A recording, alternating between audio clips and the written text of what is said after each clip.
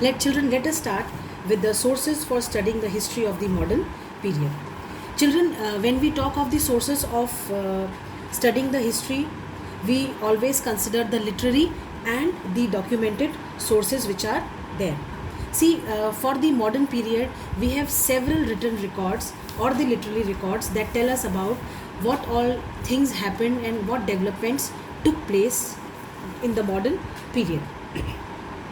Now these sources which are there, they are like the period, it distinguish from the earlier period, the modern period which is there, it distinguishes it from the earlier periods because for the earlier period we were more dependent on the archaeological sources.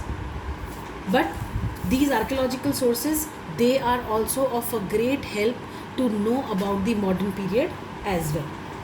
Now let us come to the children.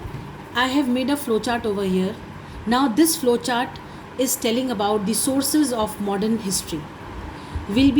I'll be telling you about the first source, that is books, newspapers and magazines. Children, we all know that by the 18th century there was mass printing of newspapers and books throughout the country. The ideas, the thoughts of the people during that time became documented. Documented means they were written. Now historians could use these books, newspapers and magazines to reconstruct the history of the country. During that period of time, the Bengal Gazette, when we talk of the press, Bengal Gazette was the India's first newspaper which was published in the year 1780 from Kolkata. And do you know, children, in 1876 there were about 62 vernacular newspapers in Bombay, the present Mumbai. Vernacular means of different languages.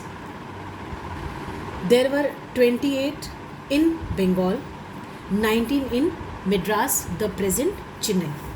Some of the important newspapers of that period were the Times of India, which was founded in the year 1861. We also had the Pioneer, founded in the year 1865. The Tribune, which started in Lahore in the year 1877.